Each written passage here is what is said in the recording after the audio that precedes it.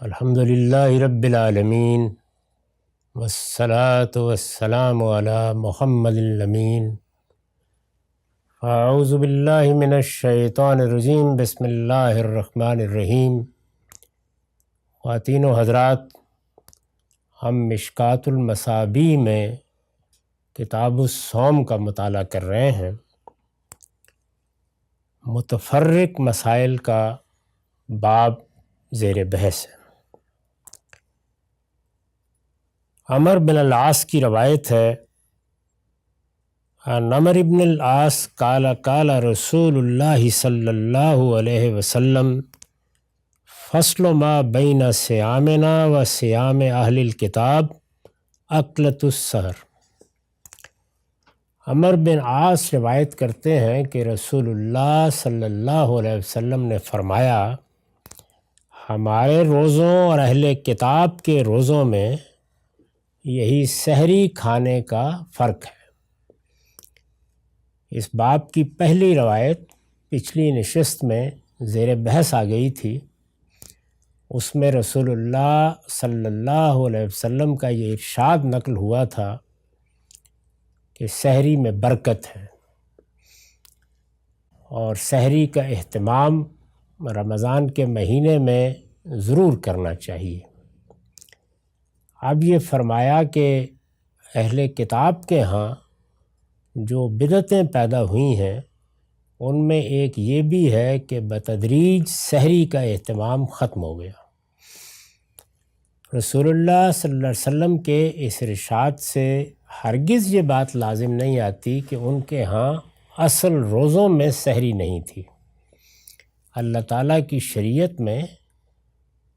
کوئی شبہ نہیں کہ بعض تبدیلیاں کی جاتی ہیں، اور ان کی حکمت قرآن نے یہ بیان کی ہے کہ اللہ تعالیٰ بندوں کو صورت کے معاملے میں بعض اوقات آزماتے ہیں کہ دیکھیں کہ وہ حقیقت کی پیروی کرتے ہیں یا صورت ہی میں الجھ کر رہ جاتے ہیں۔ لیکن اس معاملے میں بظاہر کوئی وجہ سمجھ میں نہیں آتی کہ ان کے لیے یہ چیز نہ ہو اور ہمارے لیے ہو۔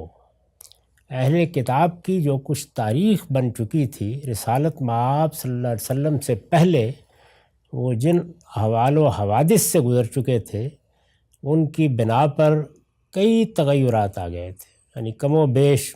2-2.5 ہزار سال کی تاریخ اس کے پیچھے تھی، تو کئی تغیرات آ چکے تھے۔ ہم یہ دیکھتے ہیں کہ خود ہمارے ہاں عملاً بعض چیزوں میں کوتاہیاں پیدا ہو جاتی ہیں، کچھ نئی چیزیں بھی لوگ داخل کر لیتے ہیں۔ میں نے خود دیکھا ہے کہ ہمارے بچپن میں بہت اہتمام ہوتا تھا سحری کا، لیکن جیسے جیسے لوگ رات کو دیر تک جاگنے لگے تو یہی صورت پیدا ہو گئی کہ کہیں 1-2 بجے کچھ کھایا اور بس سو گئے۔ تو یہ چیز جس طرح سے اللہ تعالیٰ کی رحمتوں کے نزول کے وقت سے آدمی کو محروم کرتی ہے، اسی طرح دین میں جو دوسری برکتیں رکھی ہیں ان سے بھی محروم کر دیتی ہے۔ تو رسالت مآب صلی اللہ علیہ وسلم نے اس جانب اشارہ کیا ہے کہ اہل کتاب نے بھی بتدریج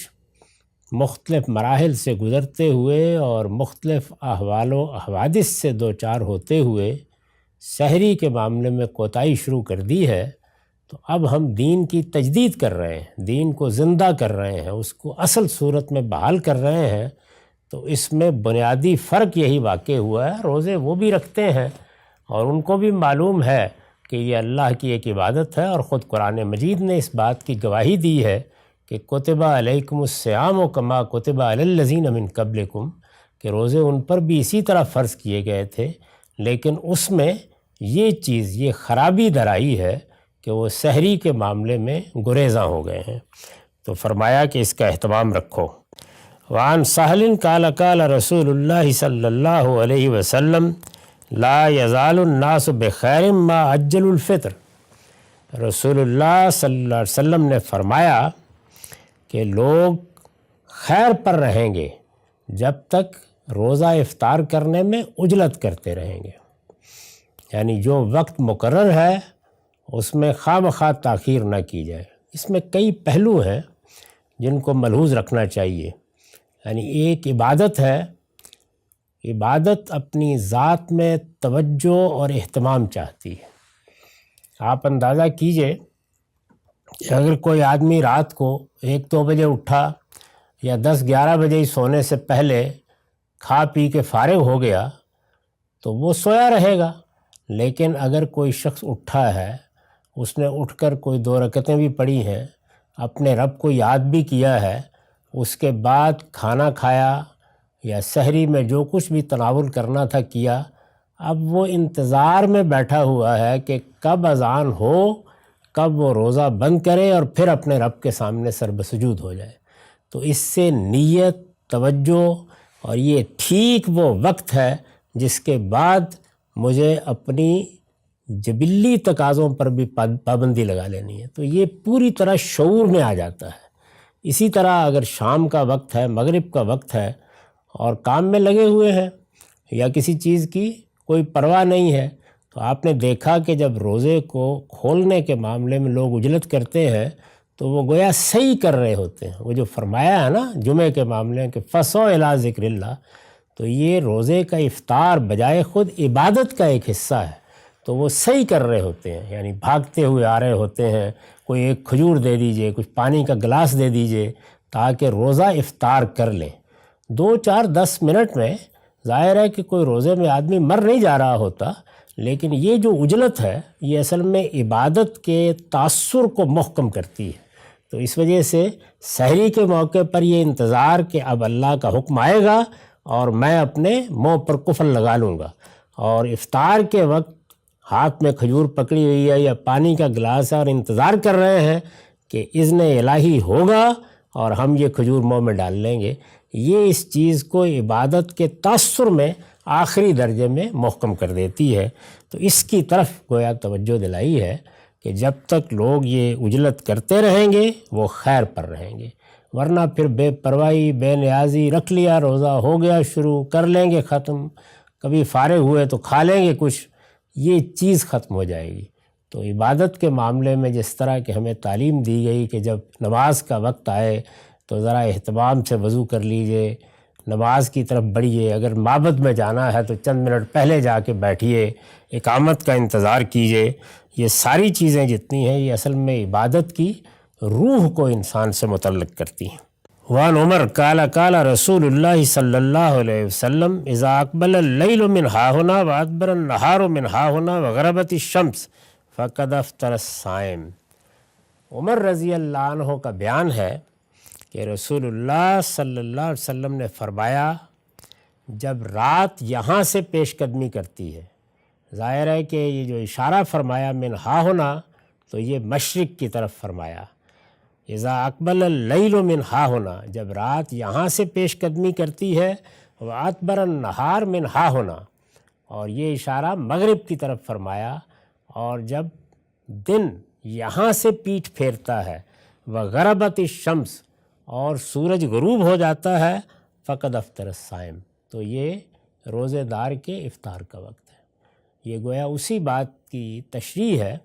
جو اس سے پہلے ہم قرآن مجید کی روشنی میں بیان کر چکے ہیں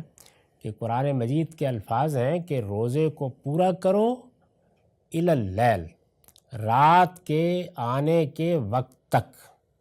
یعنی اگر بالکل لفظی ترجمہ کیجئے تو وہ یہ ہے۔ اس میں ظاہر ہے کہ یہ بحث پیدا ہو گئی کہ رات کے آنے کے وقت سے کیا مراد ہے، تو بعض لوگوں کو یہ خیال ہوا،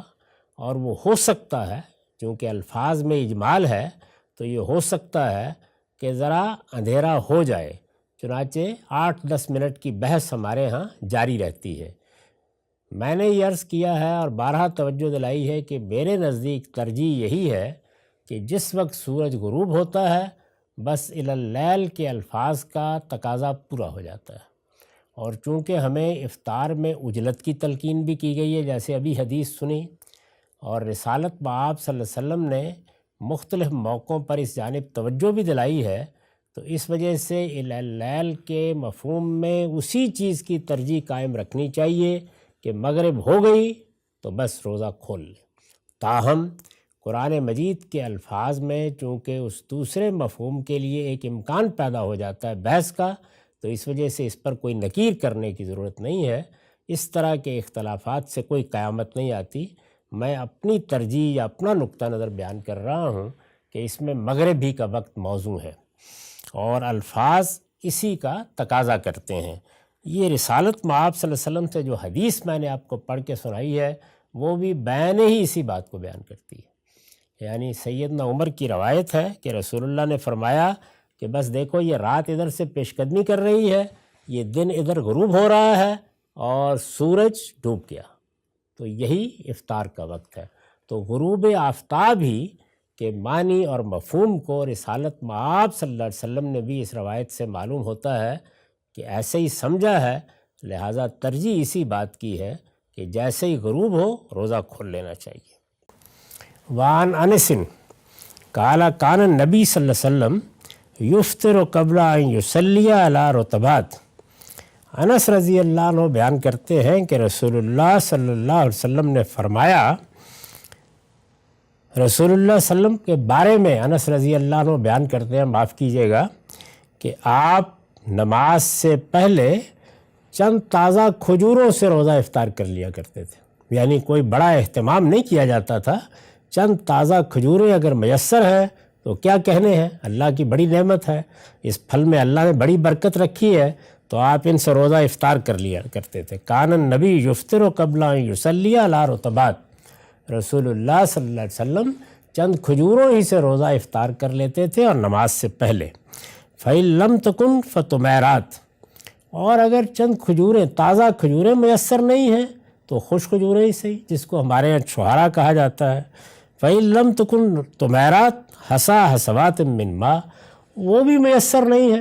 یعنی تازہ کھجوریں بھی نہیں ہیں، کوئی خشک کھجوریں بھی نہیں ہیں، تو فرمایا کہ پھر 2-4 گھونٹ پانی کے کافی ہے، بس اس سے روزہ کھول لیتے تھے۔ مطلب یہ ہے کہ کوئی خصوصی اہتمام نہیں ہوتا تھا، کوئی کھانے نہیں پکائے جاتے تھے، بلکہ جو یہ سادہ سی چیزیں میسر ہیں،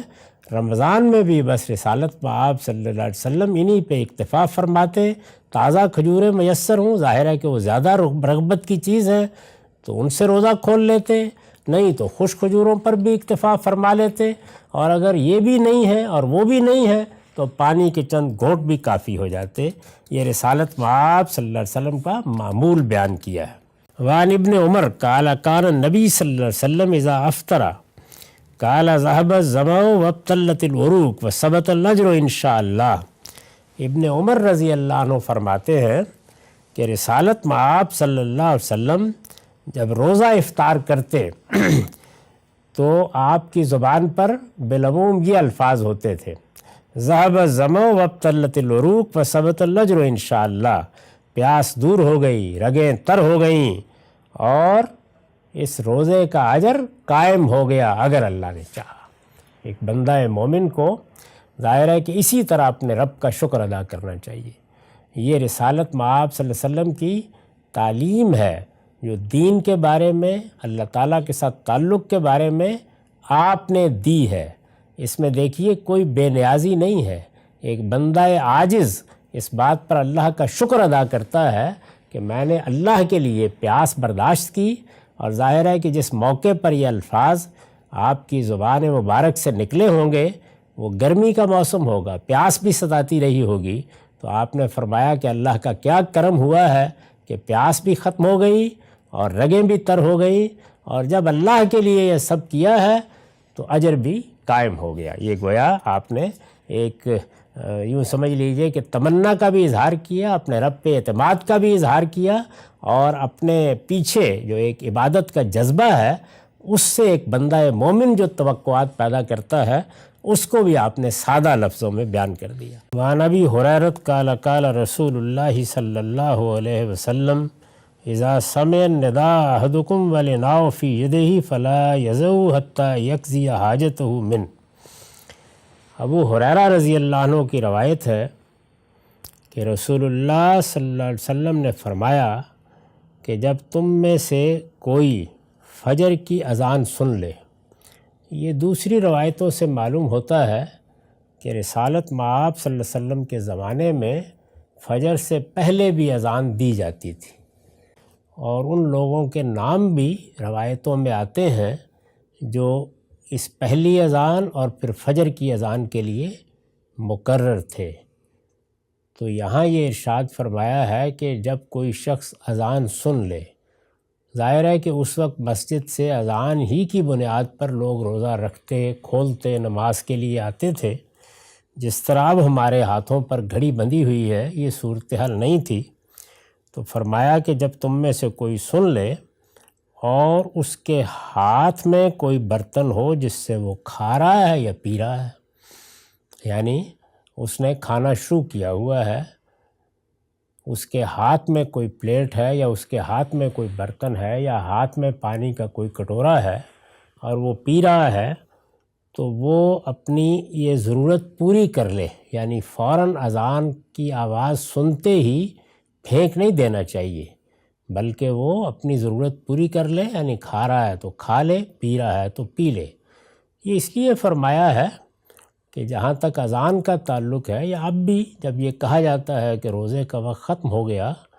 تو یہ ایسا نہیں ہے کہ بالکل یوں سمجھ لیجئے کہ جیسے ایک اجل ہے جو آ گئی ہے،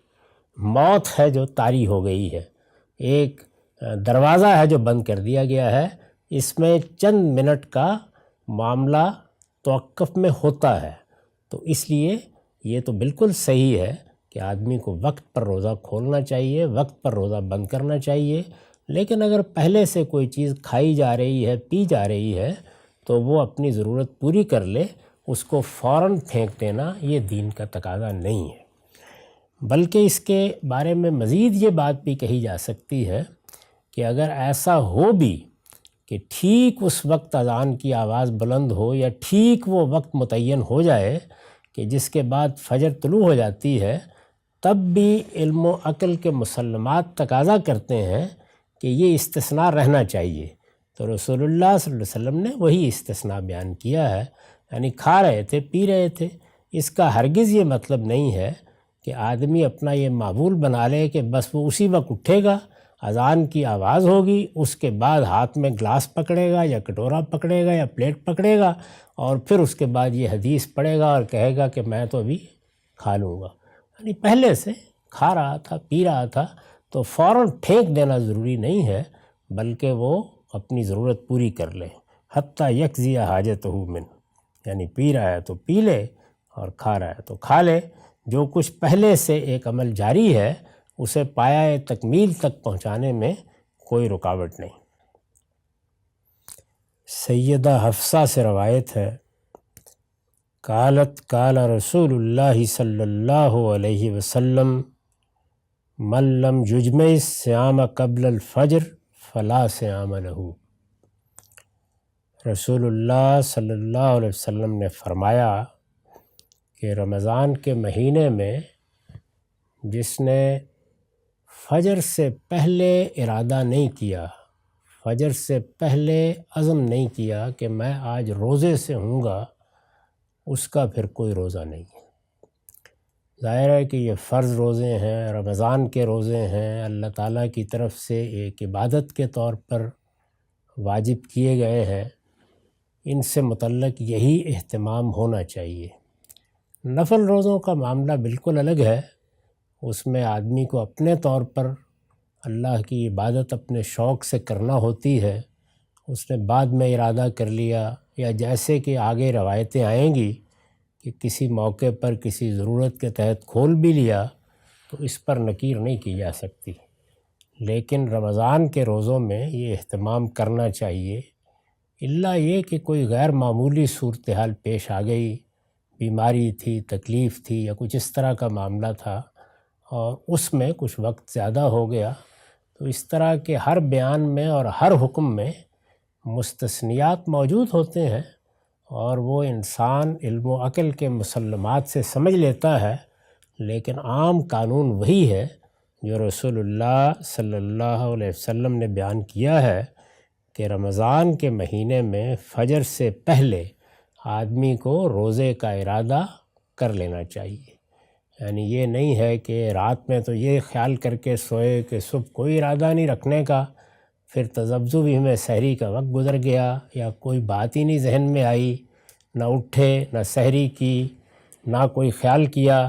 کہیں 10-11 بجے پھر ذہن تبدیل ہوا اور ارادہ کر لیا کہ اب روزہ رکھنا ہے، تو یہ روزے کے لیے رمضان میں طریقہ نہیں اختیار کرنا چاہیے۔ وعن ابی ہریرۃ قال نہا رسول اللہ صلی اللہ علیہ وسلم عن الوصال فی الصوم۔ ابو ہریرہ کی روایت ہے کہ رسول اللہ صلی اللہ علیہ وسلم نے فرمایا روزے میں وصال نہیں ہونا چاہیے۔ وصال کا مطلب یہ ہے کہ 2 یا 2 سے زیادہ روزے افطار کیے بغیر رکھے جائیں، یعنی ان میں مواصلت پیدا کر دی جائے، یہ چیز جائز نہیں ہے، اس کو رسول اللہ صلی اللہ علیہ وسلم نے پسند نہیں کیا، یہ فرمایا ہے کہ اس سے اجتناب کرو۔ تو ابو ہریرہ کی روایت ہے کہ رسول اللہ صلی اللہ علیہ وسلم نے اس سے روکا۔ وہی بات جو میں نے اس سے پہلے عرض کی کہ سحری کے وقت روزے کو شروع کیجئے، جب فجر کا وقت آ جائے تو بس سمجھیے کہ اب کفر لگ گیا، اور جیسے ہی مغرب ہو تو کھول لیجئے۔ یہی ہمارے دین کا قائم کردہ طریقہ ہے۔ لیکن لوگوں میں عبادت کا شوق ہوتا ہے بعض اوقات، اور وہ یہ بھی خیال کرتے ہیں کہ اگر زیادہ مشقت سے عبادت کریں گے تو اللہ کے ہاں اجر ملے گا۔ ہم جانتے ہیں کہ یہ انسانی فطرتی کا ایک پہلو ہے، اور اسی کے پیش نظر رہبانیت پیدا ہوئی، اور رہبانیت کا ایک پورا مذہب وجود میں آ گیا۔ تو رسول اللہ صلی اللہ علیہ وسلم نے اس سے روکا اور فرمایا کہ سحری کرو، افطار کرو، اور یہی طریقہ ہے جو میرا بتایا ہوا طریقہ ہے۔ آپ نے اس سے روکا کہ لوگ افطار کیے بغیر اللہ تعالیٰ کی مزید خوشنودی حاصل کرنے کے لیے مواصلت کے روزے رکھیں یا وصال کے روزے رکھیں، یعنی افطار کیے بغیر 2 یا 3 روزے رکھنا شروع کر دیں۔ اس کی بعض اور صورتیں بھی زیر بحث آئی ہیں، بعض روایتوں میں بھی آئی ہیں، ہمارے فقہا کے ہاں بھی ہیں کہ بس سحری کھا لی جایا کرے، لیکن عام طور پر وصال سے یہی مراد ہے کہ 2-3 روزے افطار کیے بغیر رکھے جائیں۔ تو رسول اللہ نے اس سے روکا۔ فقال لہ رجل، تو ایک شخص نے جو یہ بات سن رہا تھا یہ کہا کہ انکا تواصل یا رسول اللہ، یا رسول اللہ آپ تو ایسا کر لیتے ہیں بعض اوقات، یعنی آپ کے بارے میں ظاہر معلومات ہوگی، لوگ ازواج مطہرات سے بھی پوچھتے ملتے رہتے تھے، اور اس بات کا بھی لوگوں کو شوق ہوتا تھا کہ حضور کے معمولات پر نگاہ رکھیں، تو انہوں نے کہا کہ آپ تو کر لیتے ہیں۔ تو حضور نے فرمایا قال وَأَيُّكُمْ مِثْلِي، تم میں سے کون میری طرح ہے، یعنی انسان ہونے کے لحاظ سے تو سب لوگ رسول اللہ ہی کی طرح ہیں، اور رسول اللہ انسانوں ہی کی طرح ہیں۔ اسی کو قرآن مجید نے بیان کیا ہے کہ انما انا بشر مثلکم، وہاں یہی الفاظ ہیں، لیکن اپنے مرتبے کے لحاظ سے اللہ تعالیٰ نے جو آپ کا انتخاب کیا اس کے لحاظ سے، اللہ کا جو ربط و تعلق ہے اس کے لحاظ سے، ظاہر ہے کہ ہم انسانوں کا آپ سے کوئی مقابلہ نہیں ہے، یعنی اس میں کوئی مثل نہیں ہو سکتا اللہ کے پیغمبر کے۔ تو فرمایا ایکم مثلی، تم میں سے کون میری طرح ہے، انی ابی تو یطعمنی ربی و یسقینی، میں رات بسر کرتا ہوں اس طرح کہ میرا پروردگار مجھے کھلاتا بھی ہے اور پلاتا بھی ہے، یعنی اللہ تعالیٰ کی طرف سے مجھے وہ قوت فراہم ہوتی ہے، وہ رزق کریم مجھے دیا جاتا ہے، جس کے نتیجے میں میں یہ کر سکتا ہوں۔ یہ میرے نزدیک بالکل وہی چیز ہے جس کا ذکر سیدہ مریم کے باب میں بھی قرآن میں آیا ہے کہ جب کبھی زکریا آتے اور دیکھتے محراب میں تو وجدہ عندہ رزقا، یہ وہی رزق ہے۔ ظاہر ہے کہ اس میں کچھ مادی پہلو بھی ہوتے ہیں اور کچھ روحانی پہلو بھی ہوتے ہیں جو تقویت کا باعث بنتے ہیں۔ اللہ تعالیٰ کا قرب، اللہ تعالیٰ کی معرفت، اللہ تعالیٰ کی حکمت، اللہ تعالیٰ کا نور جب انسان کا احاطہ کرتا ہے تو پھر بہت سی مادی ضرورتوں سے وہ بے نیاز ہو جاتا ہے۔ تو حضور نے فرمایا کہ میرا رب میرے ساتھ یہ کرتا ہے، اس معاملے میں تمہیں میری پیروی نہیں کرنی چاہیے۔ اس سے یہ تعلیم حاصل ہوئی کہ بعض چیزیں رسالت مآب صلی اللہ علیہ وسلم کے ساتھ خاص ہیں، اس میں آپ کو اسوہ قرار دے کر لوگوں کو اس کی پیروی کرنے سے روکا گیا ہے۔ اور اس طرح کی بعض دوسری چیزیں بھی حدیثوں میں اور قرآن میں بیان ہوئی ہیں، ان کا اپنے وقت پر ذکر ہوگا۔ اقول و قولی ھذا واستغفر اللہ لی ولکم ولسائر المسلمین۔